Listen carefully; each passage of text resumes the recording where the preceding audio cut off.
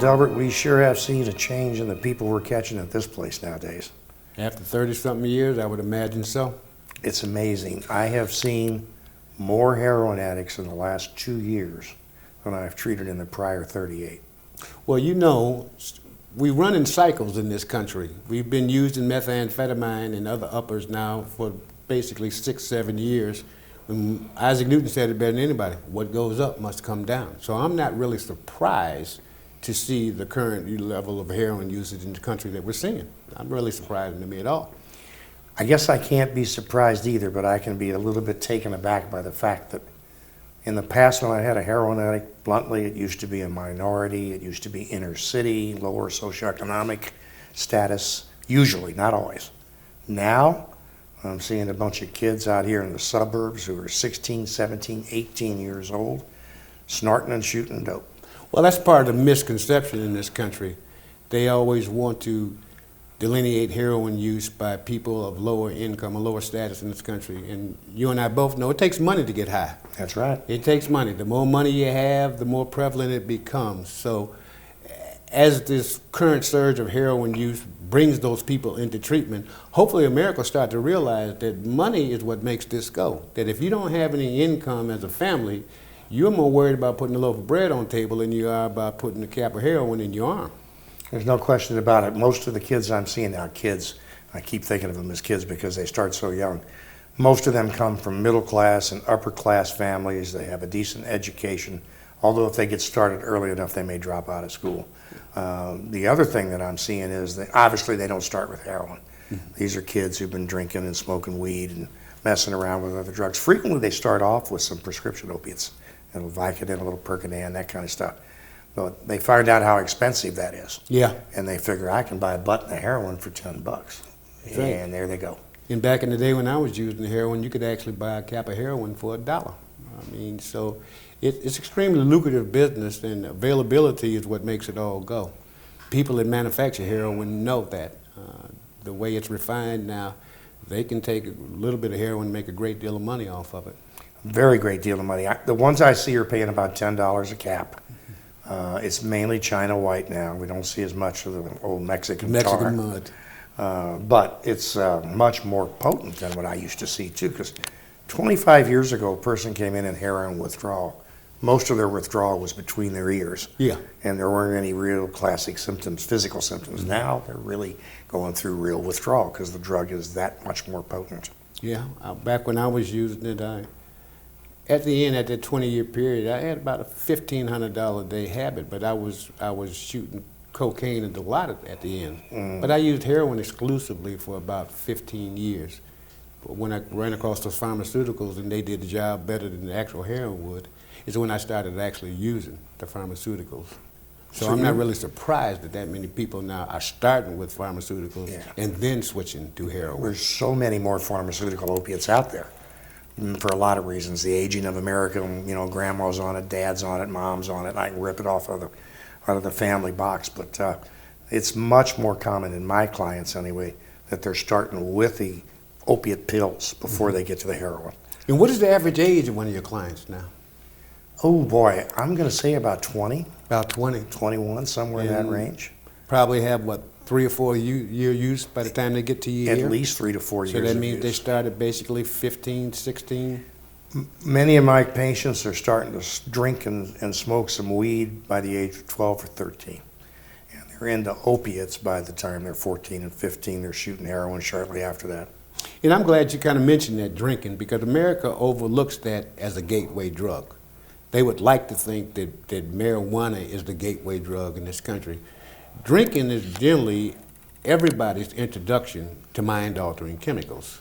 I would say in 98% of the cases, somebody will have drank some alcohol before they use any of those other type of mind-altering Oh, I think chemicals. that's true, yeah. And alcohol or weed. Yeah, but America does not want to acknowledge that. They just think that a person just walks up on a joint or crack pipe and picks it up and automatically starts to use it and get high. And that's not the way the addiction rolls. That's not what addiction is all about. Never has been, never will be.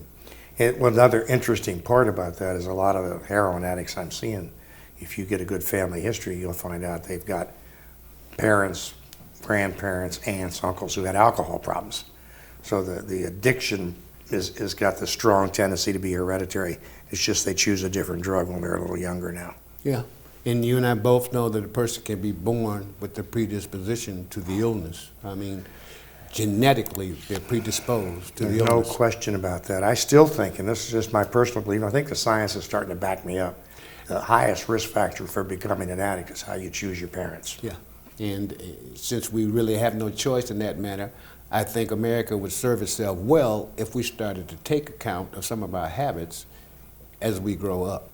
Because a lot of times we are sitting duck. I know myself, I didn't know I was a sitting duck for addiction. I had alcoholism in my family, but I didn't know anything about alcoholism. I didn't know anything about addiction. And it literally took me in 4 days. In 4 days, I was off and running. First thing, I had a drink. Second day, I smoked a joint. Third day, I snorted a cap of heroin. And then 20 years down the road, yeah, my life literally had been turned upside down. But I was actually predisposed to it even before I got into it. I'm 36 and I've been using some form of drugs or alcohol since I was 12. Like I remember the first time I did it, I knew right then I was gonna keep doing it. And when I found heroin, I thought I found the perfect drug. It was the best feeling I ever had from a drug. And the first time I tried it, I only shot about 2-3 pills, and by the end of the week, I was up to about $150 a day on heroin. I heard about it in schools, I've heard about it in rehabs before I even tried it, and I still did. I told myself I'd never do it, but I did anyway. Well, I'm 25 now. I started using when I was 10. I started out with just, I was raised around alcohol, so I started out drinking excessively. By the time I was 12, I started out using speed and hallucinogens, marijuana, ecstasy, everything. One of the things I learned is I am no different than the person who is homeless, living under a bridge, who's shooting dope. I'm no different than that person.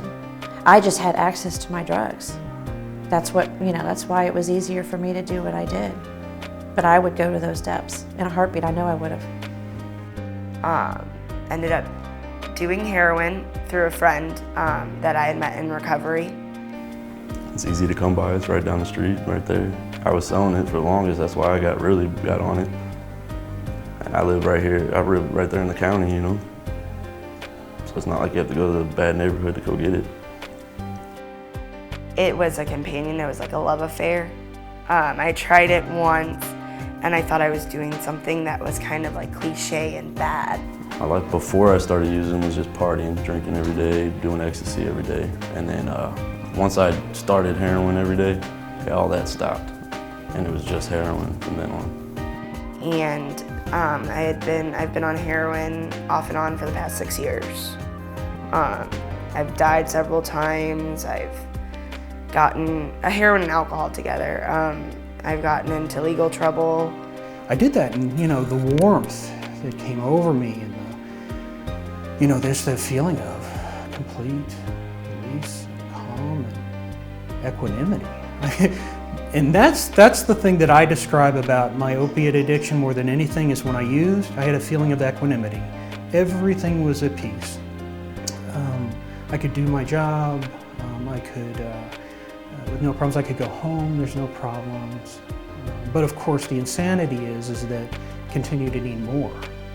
I would pretty much go to any lengths to get my drug. My drug was opiates. I am in the nursing profession, and probably to the extent of how I would get my medications as I had taken them from the people that I was taking care of. I would see these folks basically, suffering, and some of them dying with these serious illnesses, and it wasn't a second thought for me to take those opiates from them so that I could use them for myself. That was probably the absolute craziest thing that I have ever done in order to get my drug.